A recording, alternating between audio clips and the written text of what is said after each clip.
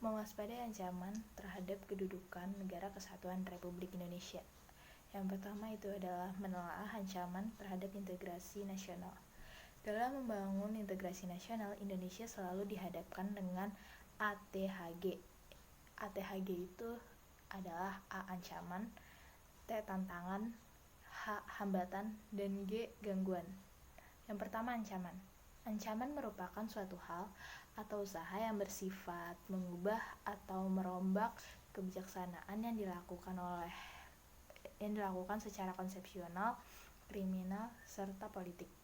Yang kedua adalah tantangan. Tantangan merupakan suatu hal atau usaha yang bertujuan atau bersifat menggugah kemampuan. Yang ketiga adalah hambatan. Hambatan merupakan suatu hal atau usaha yang berasal dari diri sendiri yang bertujuan melemahkan atau menghalangi secara tidak konsepsional. Yang keempat adalah gangguan. Gangguan merupakan usaha dari luar yang bertujuan melemahkan atau menghalangi secara tidak konsepsional.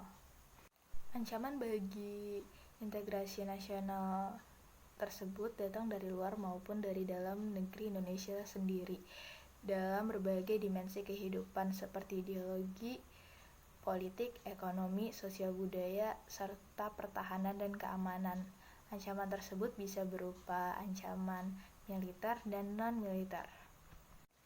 Pertama, ancaman di bidang ideologi. Bangsa Indonesia belum sepenuhnya terbebas dari paham lainnya, misalnya liberalisme. Saat ini, kehidupan masyarakat Indonesia cenderung mengarah pada kehidupan liberal yang menekankan pada aspek kebebasan individual. Globalisasi ternyata mampu meyakinkan masyarakat Indonesia ke arah kemajuan dan kemakmuran. Akan tetapi pada umumnya pengaruh yang diambil justru yang bernilai negatif, misalnya gaya hidup yang diliputi kemewahan, pergaulan bebas, dan sebagainya. Yang kedua adalah ancaman di bidang politik. Ancaman di bidang politik dapat bersumber dari dalam negeri maupun luar negeri.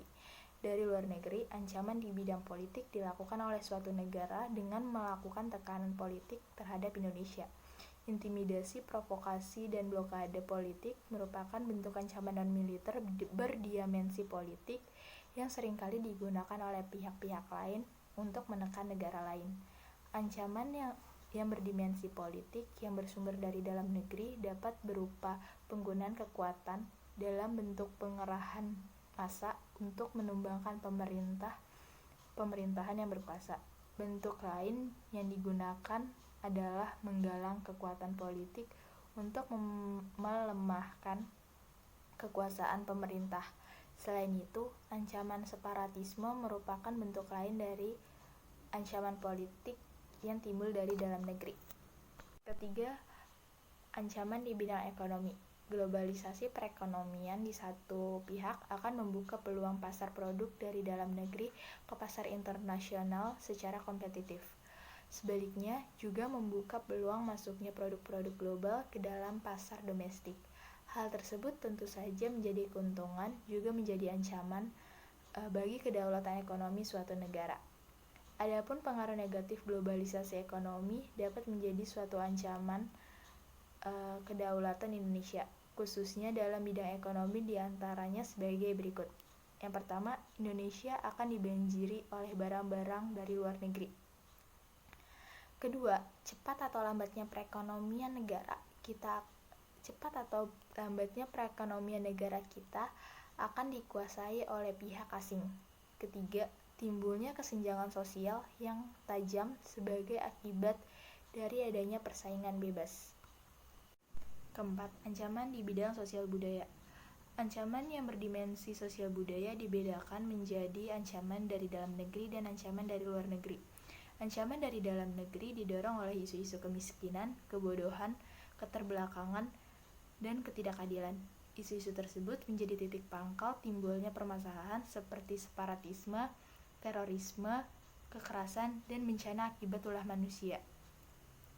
Isu tersebut akan mengancam persatuan dan kesatuan bangsa, nasionalisme, dan patriotisme. Ancaman yang timbul dari luar negeri sebagai akibat pengaruh negatif globalisasi, diantaranya 1. Gaya hidup konsumtif yang selalu mengonsumsi barang-barang dari luar negeri. Kedua, munculnya sifat hedonisme. Ketiga, adanya sikap individualis. Keempat, munculnya gejala westernisasi. Ancaman di bidang pertahanan dan keamanan. Ancaman militer adalah ancaman yang menggunakan kekuatan bersenjata dan terorganisasi yang dinilai mempunyai kemampuan membahayakan kedaulatan negara, keutuhan wilayah, dan keselamatan segenap bangsa. Ancaman militer dapat berupa agresi atau invasi, pelanggaran wilayah, pemberontakan bersenjata, sabotase, spionase, dan aksi teror. Ancaman laut dan udara.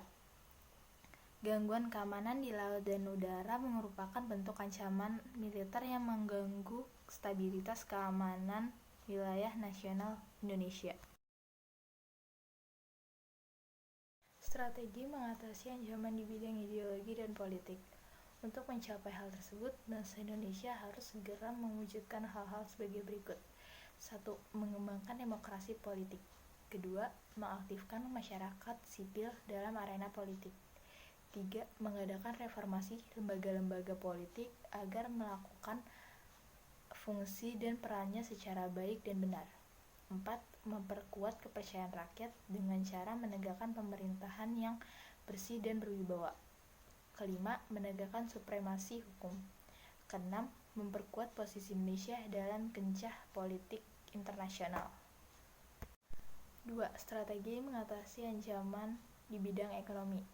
Untuk mewujudkan hal tersebut, kiranya perlu segera diwujudkan hal-hal di bawah ini.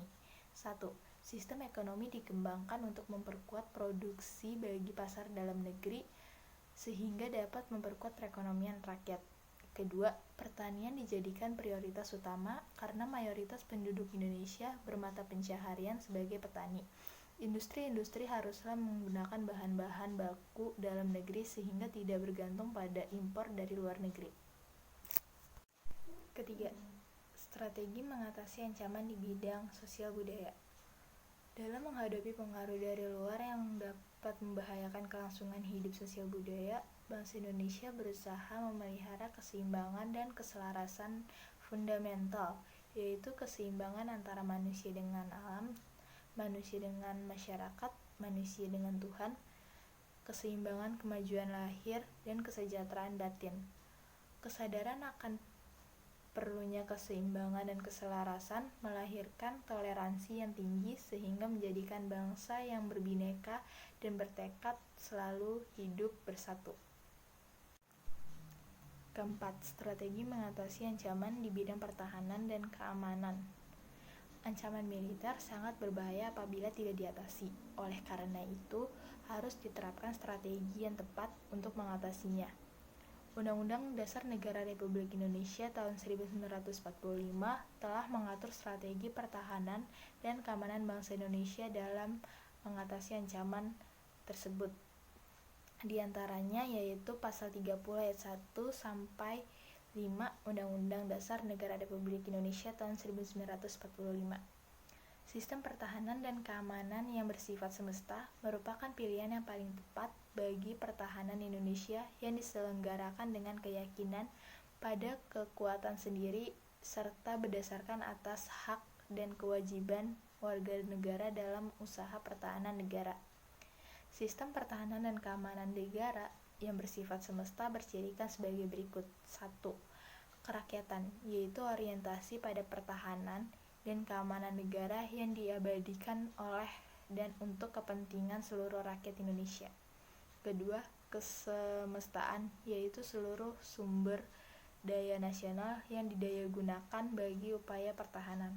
Ketiga, kewilayahan, yaitu gelar kekuatan pertahanan yang dilaksanakan secara menyebar di seluruh wilayah negara Kesatuan Republik Indonesia sesuai dengan kondisi geografis sebagai negara kepulauan.